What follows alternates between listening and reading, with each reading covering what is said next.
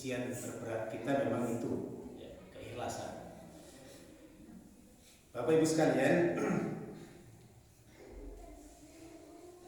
ini masih bulan Maulid insyaallah ya. Kita akan mencoba membahas tentang salah satu sifat atau akhlak Nabi, yaitu tawadhu. Ya, tawadhu. Jadi cara kita mencintai Rasulullah ya, selain memperbanyak sholawat, yang paling inti adalah meniru akhlak beliau. Ya, meniru akhlak beliau. Salah satu ulama yang cukup fokus ya, membahas tentang akhlak itu ya, dalam muqaddimahnya ya, Syekh Mahmud Al-Misri itu mengutip hadis Rasul yang mengatakan bahwa al-birru husnul khuluq. Agama atau kebaktian adalah husnul khuluq. Jadi puncaknya agama seseorang adalah bagusnya akhlak. Puncaknya agama seseorang adalah bagusnya akhlak. Jadi bukan di akidahnya, bukan di ibadahnya. Memang akhlak itu buah dari akidah dan ibadah. Ya, al-birru husnul khuluq dimaknai oleh beliau sebagai puncaknya agama itu adalah bagusnya akhlak. Ya, bagusnya akhlak. Akidah yang bagus ya, melahirkan ibadah yang kuat, dan keduanya melahirkan akhlak yang mulia. Ya. Ada akar, ada batang, ya, ada daun dan buah, dan daun dan buahnya ini adalah akhlak. Beliau membagi akhlak besar itu menjadi sekitar 16, yang mulai dari ikhlas, tawakal, ya kan, apalagi itu banyak ya. Jadi ada hilm, ya hilm, ada ya, kalau di bahasa Indonesia kan itu ada ya keberanian, ada murah, ramah ya, murah, senyum, semacam-macam ya. Jadi ada 16. Salah satunya tawadhu. Tawadhu itu artinya meletakkan diri kita itu lebih rendah dari orang lain. Saya ulangi ya. Tawadhu itu meletakkan diri kita serendah-rendahnya dan selalu lebih rendah dari orang lain. Karena memang akar katanya itu wadu'a, meletakkan, ngeletak kayak gini ya, diletakkan. Walaupun kita tahu kita sesungguhnya lebih tinggi. Contoh yang paling mudah diukur itu umur. Kita lebih tua ketemu dengan orang yang lebih muda. Bagaimana kita bisa meletakkan kita itu seperti lebih muda daripada dia untuk menghormati. Di Imam Hasan Al-Basri itu bilang begini,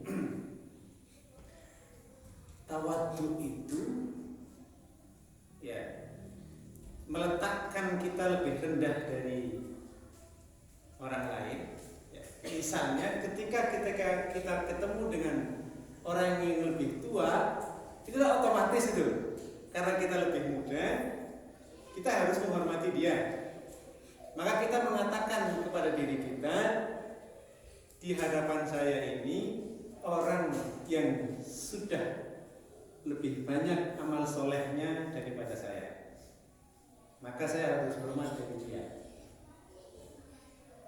Jadi standarnya karena dia umurnya lebih banyak, ya kita menilai dia soleh, pasti amal solehnya sudah lebih banyak dari kita, karena umurnya sudah lebih tua. maka kita akan menunduk, meletakkan diri kita di hadapan orang yang lebih tua itu dengan rasa hormat.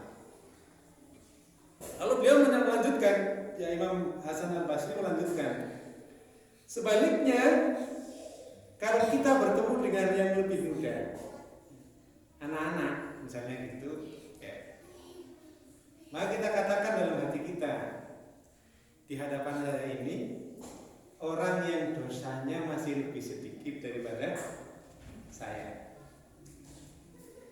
Kenapa dosanya lebih sedikit? Hidupnya baru sebentar. Hidupnya baru sebentar. Ya ketika ngeyel pun ya sama Gus Darwin itu ya baru sedikit ketimbang saya yang sudah tua, udah lama ngeyelnya gitu. Ya, udah banyak catatan dosanya.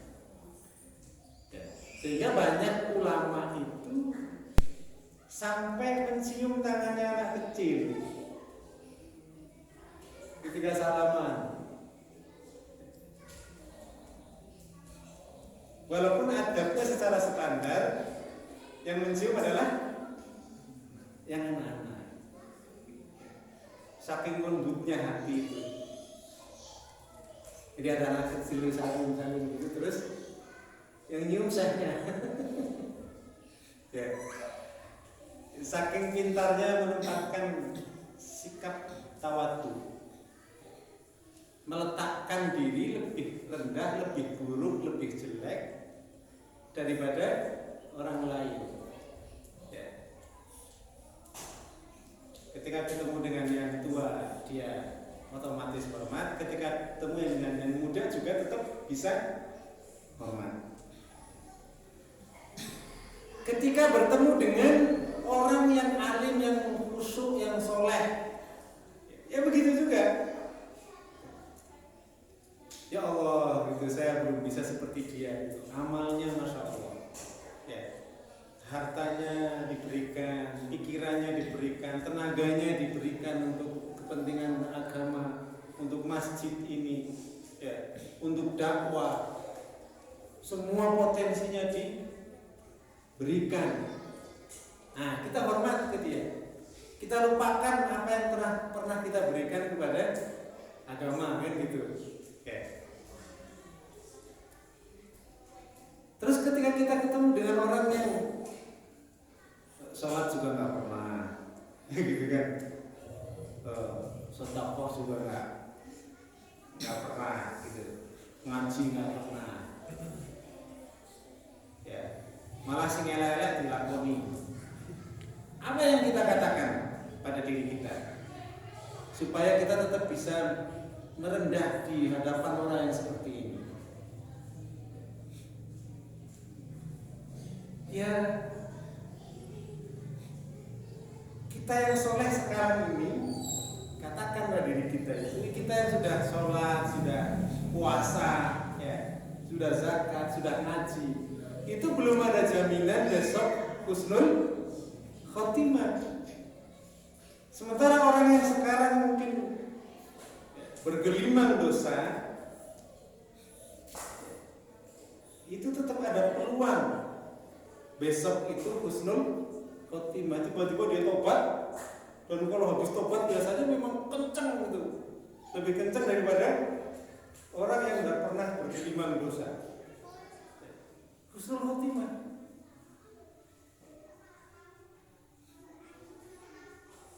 Jadi cara memandangnya seperti itu biar kita bisa meletakkan diri kita itu lebih rendah daripada orang lain dengan siapapun. Rasulullah SAW bersabda, man tawaddo'a lillah takhassu'an. Siapa yang tawaddu kepada Allah dengan khusyuk, rafa'ahu Allahu yaumal qiyamah, maka Allah akan mengangkat dia di hari kiamat. Karena dia waktu di dunianya itu justru merendahkan diri, begitu di hari kiamat Allah angkat, gitu. Ya. Rafa'ahu wada'ahullahu yaumal qiyamah.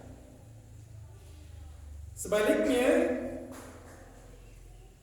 wa man tatawala ta'adzuman. Siapa yang yang dolim gitulah, sombong, wada'ahullahu yaumal qiyamah. Allah akan meletakkan dia serendah-rendahnya di hari kiamat. Di hari kiamat. Ya, kita ingatlah di hadis-hadis tentang mahsyar, tentang manusia setelah kiamat itu yang sudah mati kan dibangkitkan semuanya. Jari-jari yang sudah putus, yang sudah jadi tulang, rambut yang sudah nggak ada, daging yang sudah entah kemana, itu kan dikembalikan lagi. Kalau pertanyaan di apa namanya?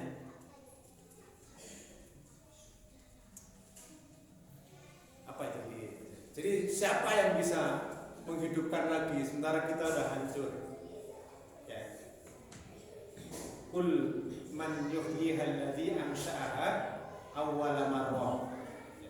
Katakan pada orang yang bertanya ini, yang menghidupkan adalah Allah yang dulu menciptakan dia di awal penciptaan. Jadi dihidupkan lagi utuh. Kuku yang sudah hilang ya kembali gitu. Nah, cuman nanti ada orang-orang yang memang bangkit itu ya dengan bentuk yang aneh-aneh. Ya. Ada yang aneh-aneh. Ada yang mukanya berubah jadi binatang, ya kan?